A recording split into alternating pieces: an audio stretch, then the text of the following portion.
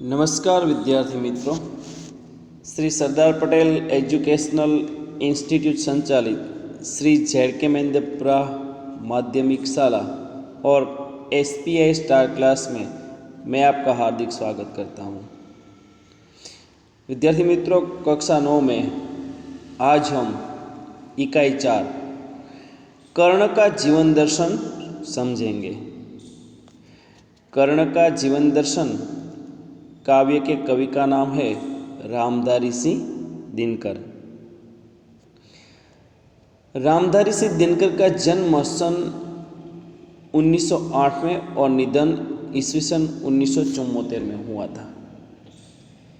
हिंदी के सुप्रसिद्ध कवि रामधारी सिंह दिनकर का जन्म बिहार के मुंगेर जिले के सिमरिया नामक गांव में एक किसान परिवार में हुआ था। उन्होंने प्रारंभिक शिक्षा मुंगेर तथा उच्च शिक्षा पटना में प्राप्त की। पटना विश्वविद्यालय से स्नातक की उपाधि प्राप्त करके कुछ समय तक अध्यापन कार्य किया। दिनकर जी सीतामढ़ी में सब रजिस्ट्रार और मुजफ्फर कॉलेज में हिंदी विभाग के अध्यक्ष रहे। भागलपुर विश्वविद्यालय के उपकुलपति और भारत सरकार की हिंदी सलाहकार समिति के अध्यक्ष भी रहे थे। दिनकर जी की सबसे बड़ी विशेषता अपने देश और युग के प्रति जागरूकता है। तत्कालीन घटनाओं, विषमताओं का खुलकर चित्रण किया है। उनकी वाणी में शक्ति है, ओज है। उनकी कविता में शोषित और पीड़ित वर्ग की व्यथा और उससे मुक्ति का संघर्ष है। उर्वशी, रश्मिरथी, रेणुका, हुंकार, रसवंती, कुरुक्षेत्र उनकी काव्य कृतियां हैं। रामधारी सिंह दिनकर जी को उर्वशी के लिए उन्हें सन 1972 का ज्ञानपीठ पुरस्कार मिला था, जो साहित्य का सबसे बड़ा पुरस्कार है। संस्कृति के 4 अध्याय उनका चिंतन ग्रंथ है, जिसे साहित्य अकादमी पुरस्कार से सम्मानित किया गया है। अर्धनारीश्वर, मिट्टी की ओर आदि उनकी प्रमुख गद्य रचनाएं हैं। उनका कृतित्व गुणवत्ता और परिमाण दोनों दृष्टि से विपुल है। तो रामधारी सिंह दिनकर जी ने यहाँ कर्ण का जीवन दर्शन काव्य लिखा है। विद्यार्थी मित्रों, आप सब जानते हैं कि कर्ण कौन था। कर्ण कुंती का पुत्र था। पांडवों में वह ज्येष्ठ भी था और श्रेष्ठ भी था। उसकी मित्रता दुर्योधन से हुई। अन्याय और अपमान से भरे कर्ण के जीवन में दुर्योधन ने सदा उसका साथ दिया। कर्ण दुर्योधन के इस उपकार को कभी भूल नहीं सका। कर्ण कुशल योद्धा था। महाभारत युद्ध से पहले श्री कृष्ण ने उसे पांडवों के पक्ष में लाने का प्रयत्न किया। उन्होंने उसे राज्य देने का प्रलोभन दिया, परंतु कर्ण ने दुर्योधन का साथ छोड़ने से इनकार कर दिया। रश्मिरथी खंड काव्य से इस अंश के कर्ण की महानता के दर्शन होते हैं। तो विद्यार्थी मित्रों, આપણે જાણીએ છીએ કે કર્ણ છે એક કુંતીનો પુત્ર હતો અને કર્ણ છે પાંડવોમાં સૌથી મોટો પુત્ર હતો, પરંતુ કર્ણને દુર્યોધન સાથે મિત્રતા થઈ ગઈ હતી અને કર્ણના જીવનની અંદર જે એને અન્યાય સહન કર્યો છે, કે જે એને અપમાન સહન કરેલા છે, એ સમયની અંદર કર્ણને દુર્યોધને સાથ આપ્યો હતો। કે દુર્યોધન છે હંમેશા કર્ણની પાસે રહેતો હતો, એટલે કર્ણ છે એ દુર્યોધનનો જે સાથ આપેલો છે એને ક્યારે ભૂલી શકે એમ હતો નહીં। અને બીજા નંબરમાં આપણે જોવા જઈએ તો ખરેખર કર્ણ છે કુશળ યોદ્ધા પણ હતો, સારો એવો યોદ્ધા હતો। એટલે મહાભારતનું યુદ્ધ જ્યારે થવાનું હતું ત્યારે ભગવાન શ્રી કૃષ્ણએ એવું નક્કી કર્યું કે આ કર્ણ છે એને પાંડવોના પક્ષમાં આપણે લઈ લઈએ. ત્યારે પાંડવોના પક્ષમાં લેવા માટે ભગવાન શ્રી કૃષ્ણ છે એ કર્ણ પાસે જાય છે અને કર્ણ પાસે જઈ અને કર્ણને આ રાજ્ય છે એ રાજ્ય એને આપી દેવું, આ રાજ્ય છે એ કર્ણને આપવું એવી લાલચ કૃષ્ણ કર્ણને આપે છે. પરંતુ કર્ણ એવું કહે છે કે જ્યારે હું સંકટ સમયમાં હતો, કે જ્યારે હું અન્યાય અને અપમાન સહન કરતો હતો, એ સમયે મને દુર્યોધને સાથ આપ્યો હતો. એટલે દુર્યોધને જે મને સાથ આપ્યો હતો એને હું ક્યારે ભૂલી શકું એમ નથી.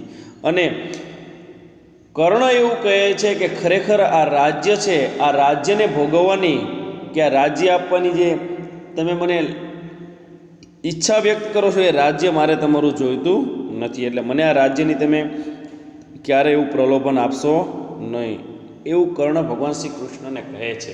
અને ત્યાંથી જ વિદ્યાર્થી મિત્રો આપણા કાવ્યની શરૂઆત થાય છે. તો જોઈએ હવે આપણું કાવ્ય. એટલે કૃષ્ણ ભગવાન છે કર્ણને સમજાવવા માટે જાય છે અને કહે છે કે આ રાજ્ય છે, આખું રાજ્ય હું તને આપી દઉં, પણ તું છે કૌરવોને મૂકી અને અમારા પાંડવોના પક્ષની અંદર તું આવી જા. પરંતુ કર્ણ છે પોતે સમજતો નથી. એમ કહે છે કે રાજ્ય આપવાનો પ્રલોભન છે, તમે મને બતાવશો નહીં. રાજ્યની લાલસા કે ઈચ્છા મારા જીવનમાં મને કોઈ દિવસ છે નહીં. જોઈએ કાવ્ય. વૈભવ વિલાસ કી ચાહ નહીં, अपनी कोई परवाह नहीं, बस यही चाहता हूँ केवल दान की देव सरिता निर्मल. कर्ण श्री कृष्ण से कहता है कि उसे धन दौलत और सांसारिक सुख भोगने की इच्छा नहीं है, वह अपने जीवन की परवाह नहीं करता. उसकी बस यही इच्छा है कि उसके हाथों में दान की पवित्र नदी सदा बहती रहे और निर्धनों को सुखी बनाती રહે. એટલે અહીંયા કર્ણ છે ભગવાન શ્રી કૃષ્ણને એવું કહે છે કે જે વૈભવ વિલાસ છે, આ જે રાજ્ય ભોગવવા માટેનો જે વૈભવ અને વિલાસ છે, જે ધન સંપત્તિ છે, એની મને કોઈ પણ ઈચ્છા નથી. અપની કોઈ પરવા નહીં. એટલે કર્ણ એવું કહે છે કે મને મારી પોતાની કોઈ પરવા નથી. બસ યહી ચાહતા હું કેવલ. કર્ણ ભગવાન શ્રી કૃષ્ણને એવું કહે છે કે હું માત્ર એવું જ ઈચ્છું છું કે દાન કી દેવ સરિતા નિર્મલ, આ દાનની જે પવિત્ર નદી છે, જે નિર્મળ નદી છે, કરતલ સે જતી રહે સદા. મારા હાથમાંથી આ દાનની જે પવિત્ર નદી છે એ હંમેશા વહેતી રહે. એટલે કર્ણ એવું કહે છે કે આ રાજ્ય મેળવવાનું, કે આ ધન સંપત્તિ મેળવવાનું, કે આ રાજ્યને ભોગવવા માટેની મને સહેજ પણ ઈચ્છા નથી, કે મારે એની પરવા પણ નથી. કર્ણ ભગવાન શ્રી કૃષ્ણને એવું કહે છે કે હું તો માત્ર એટલું જ ઈચ્છું છું કે મારા પવિત્ર હાથમાંથી જે આ દાનની સરિતા છે, જે દાન આપવાની જે નદી છે, હંમેશને માટે મારા હાથમાંથી વહેતી રહે. ઓર નિર્ધન કો ભરતી રહે સદા. અને જે લોકો ખરેખર ગરીબ છે, કે જે લોકો ખરેખર નિર્ધન છે, એ નિર્ધન લોકોને મારું ધન આપીને હંમેશા સુખી કરતી રહે. એટલે કર્ણને રાજ્ય ભોગવવાની ઈચ્છા નથી, એને પોતાની કોઈ પરવા નથી. એ તો એવું જ કહે છે કે હંમેશા મારા હાથથી હું ગરીબ લોકોને દાન આપતો રહું અને એ ગરીબ લોકો છે હંમેશા પોતે સુખી રહે, એવી કર્ણની ઈચ્છા છે. તુચ્છ હે રાજ્ય ક્યાં હે કેશવ. એટલે તુચ્છ હે એટલે રાજ્ય જે છે એ મારા માટે તો એક તુચ્છ છે. રાજ્ય શું છે કેશવ? એ કૃષ્ણ, ખરેખર જે રાજ્ય છે એ શું છે? મારા માટે કૃષ્ણ રાજ્ય કંઈ જ નથી. પાતા ક્યાં નર કર પ્રાપ્ત વિભવ. એ કૃષ્ણ, ખરેખર જે લોકો છે એ લોકો ખરેખર વૈભવ પ્રાપ્ત કરે છે, કે રાજ્ય પ્રાપ્ત કરે છે. એ પ્રાપ્ત કરીને એ માણસ જે વૈભવ પ્રાપ્ત કરે છે એને મેળવીને માણસ શું કરે છે? ચિંતા પ્રભુત. પ્રભુત એટલે કે અધિક ચિંતા, વધારે પડતી ચિંતા. જે લોકો છે રાજ્ય મેળવે છે, કે જે વધારે પડતી ધન સંપત્તિ પ્રાપ્ત કરે છે, એ કેશવ, હે કૃષ્ણ, એ મેળવીને માણસ શું કરે છે? અહીંયા કર્ણ છે કૃષ્ણને કહે છે કે કૃષ્ણ વધારે ચિંતા મેળવે છે. ચિંતા પ્રબુદ્ધ એટલે અધિક વધારે પડતી એ ચિંતામાં આવી જાય છે. અત્યલ્પહાસ અને થોડુંક જ હસી શકે છે. કુશ્ચાકચિક્ય એટલે થોડીક ચમક દમક વધે છે. કુક્ષણ વિલાસ અને થોડાક સમય માટે એને માત્ર બસ સુખ મેળવવાની ઈચ્છા હોય છે, બાકી એનાથી એને કંઈ મળતું નથી. એટલે અહીંયા કર્ણ છે कृष्ण ने कहे छे, हे केशव, जिस राज्य का आप मुझे प्रलोभन दे रहे हैं वह तो बहुत तुच्छ है. वैभव पाकर मनुष्य को क्या मिलता है? वैभव पाकर उसे ढेर सारी चिंताएं और नाम मात्र की हंसी खुशी मिलती है. थोड़ी बहुत चमक दमक और थोड़े समय के लिए सुखोपभोग मिल जाता है, पर ये सारी चीज़ें उसे यहीं छोड़ देनी पड़ती है और खाली हाथ ही यहाँ से जाना पड़ता है. એટલે એવું કહે છે કે હે કૃષ્ણ, જે લોકો ધન સંપત્તિ પ્રાપ્ત કરે છે, કે જે લોકો વૈભવ મેળવે છે, એ મેળવીને માણસ શું કરે છે? એ માણસ ચિંતામાં આવી જાય છે, થોડુંક જ હસી શકે છે અને થોડાક માટે પોતે ભોગવિલાસ છે એ પ્રાપ્ત કરે છે. પર વહ ભી યહી ગવાના હૈ. કર્ણ કહે છે હે કૃષ્ણ, પર વહ ભી યહી ગવાના હૈ, પરંતુ આ બધું જ છે એ અહીંયા ખોવાવાનું છે. એટલે અહીં જ બધું ખોવાઈ જવાનું છે. જ્યારે માણસનું મૃત્યુ થાય છે ત્યારે માણસ પોતાની ધન સંપત્તિ અને રૂપિયા જે છે એ બધું જ અહીંયા પૃથ્વી ઉપર મૂકીને જાય છે, એ સાથે કંઈ લઈને જતો નથી. કુછ સાથ નહીં લે જાના હૈ. એટલે કર્ણ છે કૃષ્ણને કહે છે કે હે કૃષ્ણ, માણસ જ્યારે જાય છે, જ્યારે એનું મૃત્યુ થાય છે, ત્યારે માણસ કંઈ પણ લઈને જતો નથી. એની સાથે કંઈ લઈને જતો નથી. બધું અહીંયા ને અહીંયા મૂકીને અહીંયા જ બધું ખોવાઈ જવાનું છે. અહીંયા જ બધું મૂકીને ચાલ્યું જવાનું છે, સાથે કંઈ લઈ જવાનું છે નહીં. એવો કર્ણ છે એ કૃષ્ણને અહીંયા સમજાવે છે. પછી કહે છે, મુझसे મનુષ્ય જો હોતે હૈ. કર્ણ એવું કહે છે કે મુझसे મનુષ્ય જો હોતે હૈ. એટલે કર્ણ એવું કહે છે કે મારા જેવા જે માણસો છે, કે મારા જેવા જે માણસો છે, કંચન કા ભાર ન ઢોતે હે. કંચન એટલે કે સોનું, તે સોનાનો ભાર સહન કરી શકતા નથી. કર્ણ છે ભગવાન શ્રી કૃષ્ણને કહે છે કે હે કેશવ, ખરેખર મારા જેવા જે માણસો છે એ માણસો ખરેખર સોનાના ભારને સહન કરી શકતા નથી. વિદ્યાર્થી મિત્રો, આપણે જાણીએ છીએ કે મહાભારતની અંદર ઘણા બધા પાત્રો છે. એમાંથી જે કર્ણનું પાત્ર છે, કર્ણ ખરેખર કુંતીનો પુત્ર છે, પરંતુ આપણે જાણીએ છીએ કે કર્ણ જેવો કોઈ દાનેશ્વરી હતો નહીં. કર્ણ છે મહાન દાનેશ્વરી હતો. એવું કહેવાય છે કે કર્ણએ પોતાના જીવન પર્યંત દરમિયાન આજીવન સોનાનું જ દાન કરેલું છે. એટલે આજે પણ ભારતના ઇતિહાસમાં આપણે કર્ણને યાદ કરીએ છીએ. એટલે કર્ણએ એના જીવનકાળ દરમિયાન સોનાનું દાન કર્યું હતું, અને એટલે જ એ મહાન દાનેશ્વરી તરીકે ઓળખાય છે. એટલે જ એ ભગવાન શ્રી કૃષ્ણને કહે છે કે હે કૃષ્ણ, માણસ છે એ સાથે કંઈ લઈ જવાનો નથી. માણસ બધું જ અહીંયા મૂકીને ચાલ્યો જવાનો છે, સાથે કંઈ લઈ જવાનો નથી. એટલે ભગવાન શ્રી કૃષ્ણને કર્ણ કહે છે કે હે કર્ણ, હે કૃષ્ણ, મારા જેવા જે માણસો છે એ ખરેખર સોનાના ભારને સહન કરી શકતા નથી. પાતે હે ધન બિખરાને કો. પાતે એટલે કે પ્રાપ્ત કરે છે, કે મેળવે છે. મારા જેવા માણસો છે એ જે ધન પ્રાપ્ત કરે છે એ બિખરાને કો એટલે બીજાને વહેંચવા માટે પોતે ધન મેળવતા હોય છે. લાતે હે રતન લૂંટાને કો. રતન એટલે જાણીએ છીએ કે જે અમૂલ્ય ચીજ વસ્તુ છે, કે જે ખરેખર કિંમતી ચીજ વસ્તુ છે, કે જે કિંમતી ચીજ વસ્તુ જે માણસો લઈને આવે છે એ પણ લાતે હે રતન લૂંટાને કો. એટલે એમ કહે છે કે જે ખરેખર અમૂલ્ય ચીજ વસ્તુઓ જે લાવે છે એ અમૂલ્ય ચીજ વસ્તુઓને પણ માણસોને એ વેચી દેશે એવું અહીંયા કહે છે। એટલે कर्ण श्री कृष्ण से कहता है कि हे कृष्ण, उसके जैसे मनुष्य सोने का भार नहीं ढोते, सुख वैभव का जीवन नहीं बिताते, वे लोगों में बांटने के लिए ही धन की प्राप्ति करते हैं। उनकी बहुमूल्य वस्तुएं लोगों में बांट देने के लिए होती है। वे संसार से कभी कुछ नहीं लेते, अपने हृदय का दान ही करते हैं, दुखियों पर दया करते हैं।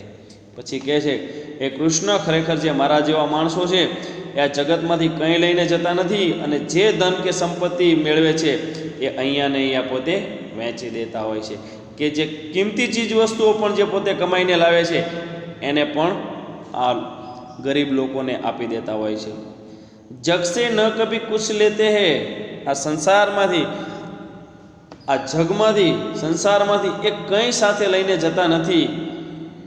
દાન ही हृदय का देते हैं, ખરેખર મારા જેવા જે માણસો છે એ આ જગતની અંદર કંઈ લઈને જતા નથી અને હૃદયનું ખરેખર એ દાન આપીને જાય છે। આગળ આપણે જોઈએ, પ્રાસાદો કે કનકાબ શિખર, પ્રાસાદ એટલે રાજમહેલ, કે કનકાબ શિખર એટલે કે કનકાબ એટલે સોના જેવા અને શિખર એટલે શિખર, કે રાજમહેલના જે સોના જેવા શિખર છે, હોતે કબૂતરો કે હી ઘર। કર્ણ કૃષ્ણને કહે છે કે જે રાજમહેલના સોના જેવા શિખર છે એના ઉપર કબૂતરોનું ઘર હોય છે, હોતે કબૂતરો કે ઘર। રાજમહેલના સોના જેવા શિખર ઉપર એ કૃષ્ણ ખરેખર કબૂતરોનું જ ઘર હોય છે। महलों में गरुड़ न होता है, कंचन पर कभी न सोता है। એટલે ખરેખર મહેલોની અંદર કે જે રાજમહેલ છે એ રાજમહેલની અંદર ખરેખર ગરુડ હોતા નથી અને કંચન પર કભી ન સોતા હે, કંચન એટલે કે સોના ઉપર એ ક્યારેય સૂતા નથી। એ કૃષ્ણ છે, અહીંયા કર્ણ છે એ કૃષ્ણને કહે છે કે સોने जैसी चमक दमक वाले राजमहलों की चोटियाँ कबूतरों के ही घर बनती है। गरुड़ पक्षी कभी महल में नहीं होता, वह स्वर्णिम बिछोने पर नहीं सोता, उसका निवास तो पहाड़ों में ही होता है, पहाड़ों की फटी दरारें ही उसका घर बनती है। એટલે અહીંયા કર્ણ છે એ કૃષ્ણને કહે છે કે હે કૃષ્ણ, જે રાજમહેલના સોના જેવા શિખરો છે એ શિખરો ઉપર ખરેખર કબૂતરોનું જ ઘર હોય છે, કે જે કિંમતી સોના જેવા જે રાજમહેલના શિખર છે કે જેની કિંમત ના આંકી શકાય, કે જે ખરેખર અમૂલ્ય ચીજ વસ્તુઓ છે એ અમૂલ્ય જે શિખરો છે એની ઉપર જ કબૂતરોએ પોતે પોતાનું ઘર બનાવેલું હોય છે। महलों में गरुड़ न होता है, કર્ણ કૃષ્ણને કહે છે કે હે કૃષ્ણ, મહેલોની અંદર ક્યારે ગરુડ હોતા નથી, ગરુડ પક્ષી છે મહેલોમાં ક્યારે રહેતું નથી। કંચન પર કભી ન સોતા હે, કંચન એટલે કે સોનું, અને એ ગરુડ છે એ ક્યારેય સોના ઉપર સૂતા નથી, કે સોનાની પથારીમાં ગરુડ છે એ ક્યારેય સૂતા નથી। બસતા वह कहीं पहाड़ों में बसता, એટલે ખરેખર ગરુડ જે છે એ ગરુડ રહે છે ખરેખર જે પહાડો હોય છે, જે પર્વત છે, જે ડુંગર છે એ ડુંગરની અંદર ખરેખર ગરુડ રહેતું હોય છે। સૈલો કી ફટી ધરારો મેં, સૈલ એટલે કે પથ્થરો, પથ્થરો, સૈલો કી ફટી દરારો મેં, સૈલ એટલે કે પથ્થર અને ફટી એટલે ફાટલી, દરાર એટલે કે તિરાડમાં। જે પેલો પથ્થર છે એ પથ્થર જે ફાટેલો હોય એની જે ખરેખર તિરાડ છે એ તિરાડની અંદર જ ગરુડ રહેતું હોય છે। જે ડુંગર હોય કે પર્વત હોય, પર્વતની અંદર જે પેલા પથ્થરો હોય ને પથ્થરની અંદર જે તિરાડ હોય એ તિરાડની અંદર જ ગરુડ રહેતું હોય છે। ગરુડ છે એ ખરેખર રાજમહેલમાં રહેતું નથી, એ તો પર્વતની જે ફાટેલા જે પેલા પથ્થરો છે એ પથ્થરની વચ્ચે જ ગરુડ રહેતું હોય છે। હોકર સમૃદ્ધિ સુખ કે અધીન, એટલે કે માણસ છે એ સુખ સમૃદ્ધિ એટલે કે ધન દોલતનો ખરેખર ગુલામ બનીને માનવ હોતા નિત તપક્ષીણ, એટલે કે સુખ સમૃદ્ધિની અંદર એટલે કે જે ધન સંપત્તિનો ગુલામ બનીને જે માણસ ફરતો હોય છે, કે જે ધન મેળવવા ફરતો હોય છે, કે જે ધનનો ગુલામ બનીને ફરતો હોય છે, માનવ હોતા નિત તપક્ષીણ, ખરેખર એ માણસ પોતાના તપને નીચ એટલે પોતાના જે તપને ખોઈ નાખતો હોય છે. સતા કિરીટ મણિમય આસન, સતા એટલે રાજપદ, કિરીટ એટલે મુગુટ અને મણિમય આસન એટલે મણિજણિત સિંહાસન. રાજપદ, મુગુટ અને મણિમય સિંહાસન કરતે મનુષ્ય કા તેજ હરણ, જે માણસ ખરેખર રાજ્ય પદને મેળવે છે, કે જે માણસ છે ખરેખર પોતે પોતાના મસ્તક ઉપર મુગુટને ધારણ કરે છે, અને જે માણસ છે ખરેખર મણિજડિત એટલે કે મણિયુથી જડિત જે સિંહાસન ઉપર પોતે માણસ બિરાજમાન હોય છે, એ માણસ કરતે મનુષ્ય કા તેજ હરણ, એટલે રાજપદ, મુગુટ અને જે મણિજડિત સિંહાસન છે એ ખરેખર જે માણસનું તેજ છે એ તેજને ખોઈ નાખે છે. એટલે અહીંયા કવિ એવું કહેવા માંગે છે, ખરેખર રાજપદ, મુગુટ અને જે ખરેખર મણિજડિત સિંહાસન છે એ માણસ માટે સારું નથી. એ મનુષ્યની અંદર રહેલું જે તેજ છે એ તેજને હરી લે છે. એટલે ક્યારેય માણસે કોઈ દિવસ રાજપદ, મુગુટ કે મણિજડિત સિંહાસન છે એને મેળવવા માટે ખોટા પ્રયત્નો કરવા નહીં. એનાથી ખરેખર માણસનું જે તેજ છે એ ખોવાઈ જાય છે. નર વિભવ હેતુ લલચાતા હૈ, નર એટલે કે માણસ છે ખરેખર ધન સંપત્તિ માટે લલચાતો હોય છે, પર વહી મનુજ કો ખાતા હૈ, પણ ખરેખર જે ધન સંપત્તિ મેળવવા માટે તમે ફરો છો એ ધન સંપત્તિ જ મનુષ્યને ખાઈ જાય છે. નર વિભવ હેતુ લલચાતા હૈ, માણસ છે એ ધન સંપત્તિ મેળવવા માટે, રૂપિયા મેળવવા માટે પોતે લલચાતો હોય છે, પરંતુ એ જ ધન સંપત્તિ અને એ જ રૂપિયા છે એ ખરેખર માણસને ખાઈ જાય છે. કવિ અહીંયા એવું કહેવા માંગે છે. હવે આપણે આગળ જોઈએ. ચાંદની પુષ્પ સાયા में पल नर गले बने सुमधुर कोमल, એટલે ચાંદની એટલે કવિ અહીંયા આપણને એવું કહેવા માંગે છે કે ચાંદની અને ફૂલોની છાયામાં ઉછરીને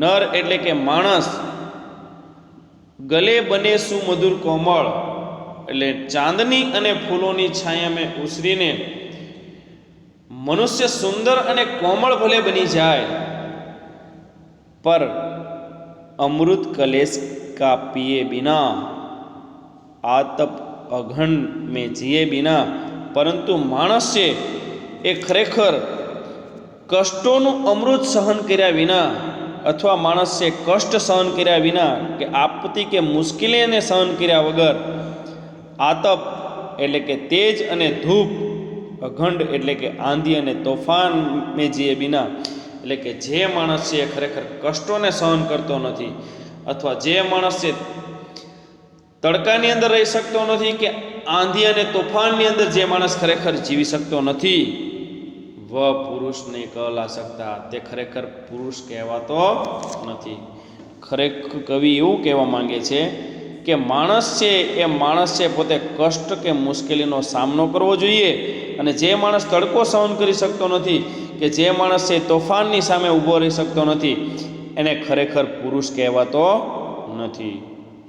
વિઘ્નો કો નહીં હિલા શકતા, કવિ અહીંયા એવું કહે છે કે અમુક લોકો એવું છે કે જ્યારે સંકટ કે મુશ્કેલી આવે છે ત્યારે ખરેખર હિંમત હારી જાય છે. કવિ એવું કહેવા માંગે છે કે તડકો આવે કે કદાચ તોફાન આવે, પણ એની અંદર જે માણસ છે કષ્ટને સહન કરી શકતો નથી, કે જે તકલીફોને સહન કરી શકતો નથી, એ માણસને ખરેખર પુરુષ કહેવાતો નથી. ખરેખર એ સાચો પુરુષ નથી. વિઘ્નો કો નહીં હિલા શકતા, જે વિઘ્નો છે, જે અડચણો છે, એ અડચણોને જે પાર ખરેખર કરી શકતો નથી એને ખરેખર પુરુષ કહેવાતો નથી. એટલે ખરેખર માણસ છે તડકો અને આંધીને સહન કર્યા વગર જે માણસ જીવે છે એને ખરેખર સાચો પુરુષ કહેવાતો નથી. અને જે માણસ એ તકલીફો કે વિઘ્નો એટલે એના જીવનમાં આવતી જે અડચણો છે એ અડચણોને જે પોતે પાર કરી શકતો નથી તો એ ખરેખર પુરુષ કહેવાતો નથી. આગળ જોઈએ. ઉડતે જો ઝંઝાવાતો મેં, ઉડતે જો ઝંઝાવાતો મેં એટલે કે જે માણસ ખરેખર આંધી અને તોફાનની અંદર જે ઉડતો હોય છે. પીતે જો વારી પ્રપાતો મેં, ખરેખર જે માણસ છે એ પ્રપાત એટલે કે ઝરણાનું અને વારી એટલે કે પાણી, ખરેખર જે માણસ છે એ ઝરણાનું પાણી પીવે છે અને જે માણસ છે તોફાનની અંદર ઉડે છે. સારા આકાશ અયન ઉનકા એટલે ખરેખર આખું આકાશ છે એ આકાશ એનું પોતાનું ઘર છે. વિષદર ભુજંગ ભોજન જિનકા, વિષદર એટલે ખરેખર અહીંયા એવું કહે છે કે વિષદર એટલે ઝેરી સાપ જ જેનું ભોજન છે. વે હી ફણીબંધ છોડાતે હે, તે જ ખરેખર ગરુડ છે એ સાપના બંધનથી એમને છોડાવે છે. ધરતી કા હૃદય છોડાતે હે અને ખરેખર એવા ગરુડ જ સાપના બંધનથી છુટકારો અપાવે છે અને ધરતીના હૃદયને શીતળતા આપે છે. ધરતી કા હૃદય છોડાતે એટલે ખરેખર ધરતીના હૃદયને શીતળતા આપે છે. એટલે કવિ છે અહીંયા આપણને એવું કહેવા માંગે છે કે ખરેખર સાચો પુરુષ એને કહેવાય છે કે જે તોફાનની સામે પોતે લડતો હોય છે. એટલે કવિ એવું કહે છે કે જે આંધીઓની સામે એટલે કે તોફાનમાં લડતો હોય છે, જે તડકો અને ટાઢ કે ઠંડી છે એ પોતે સહન કરતો હોય છે અને એના જીવનની અંદર જે કંઈ પણ કષ્ટ આવે એ કષ્ટને સહન કરી અને જે વ્યક્તિ છે વિઘ્નોને પાર કરી નાખે એટલે કે એના જીવનમાં આવતી જે વિપત્તિ કે જે મુશ્કેલીઓ છે એ મુશ્કેલીનો સામનો કરી નાખે તો જ એને ખરેખર સાચો પુરુષ કહેવાય છે. પરંતુ જે માણસ પોતાના જીવનની અંદર મુશ્કેલી કે વિપત્તિનો સામનો કરી શકતો નથી, કે તડકો સહન કરી શકતો નથી, કે તોફાન સામે ઊભો રહી શકતો નથી, એવા વ્યક્તિને ખરેખર સાચો પુરુષ કહેવાતો નથી. અને જે માણસ પોતાના જીવનમાં આવતા વિઘ્નો એટલે કે મુશ્કેલીઓને ખરેખર પાર કરી શકતો નથી એને પણ સાચો પુરુષ કહેવાતો નથી. કવિ આપણને એવું કહેવા માંગે છે કે ખરેખર જે માણસ છે તોફાનની સામે ઉડતા હોય છે કે તોફાનની સામે ખરેખર લડતા હોય છે અને જે માણસ છે ખરેખર ઝરણાનું પાણી પીતા હોય છે. આ આકાશ સારું છે, આકાશ એ પોતાનું એનું ઘર બની જાય છે. અને વિષદર ભુજંગ ભોજન જિનકા એટલે ઝેરી સાપ જ જેમનું ભોજન છે. વેહી ફણીબંધ છોડાતે એ જ ખરેખર ગરુડ સાપના બંધનથી લોકોને છોડાવે છે. અને ધરતી કા હૃદય છોડાતે હે એટલે ખરેખર એવા જ વ્યક્તિ છે ધરતીના હૃદયને શીતળતા આપી શકે છે. આગળ જોઈએ. મેં ગરુડ કૃષ્ણ મેં પક્ષીરાજ સિર પર ન ચાહીએ મુझे, સિર પર ન ચાહીએ મુझे તાજ એટલે કર્ણ છે. કર્ણ ભગવાન શ્રી કૃષ્ણને કહે છે હે કૃષ્ણ હું ખરેખર એવું જ ગરુડ પક્ષી છું, હું ખરેખર એવું જ ગરુડ પક્ષી છું. સિર પર ન ચાહીએ મુझे તાજ ખરેખર મારા મસ્તક ઉપર મારે તાજ જોઈતો નથી, મારે તાજની ઈચ્છા નથી, મારા મસ્તક ઉપર મુગુટની ઈચ્છા નથી. દુર્યોધન પર હે વિપદ ઘોર એટલે દુર્યોધન છે એ અત્યારે હાલની અંદર વિપત્તિની અંદર સંકટની અંદર ભયંકર સંકટની અંદર પોતે ફસાયેલો છે. સકતા ન કિસી વિષ ઉસે છોડ ખરેખર દુર્યોધન છે અત્યારે ભયંકર વિપત્તિમાં ફસાયેલો છે. હું કોઈ રીતે એને છોડી શકું તેમ નથી. એટલે અહીંયા કર્ણ છે ભગવાન શ્રી કૃષ્ણને કહે છે કે હે કૃષ્ણ, હું ખરેખર એવું જ ગરુડ પક્ષી છું કે મારે મારા મુગુટ ઉપર છે, મારા મસ્તક ઉપર એવો મારે મુગુટ જોઈતો નથી. હાલની અંદર દુર્યોધન છે એ ભયંકર મુશ્કેલીની અંદર સપડાયેલો છે, તો એને અત્યારે મારે એ ભયંકર વિપત્તિની અંદરથી મારે એને બહાર લાવવો છે. હું એને કોઈ રીતે છોડી શકું એમ નથી.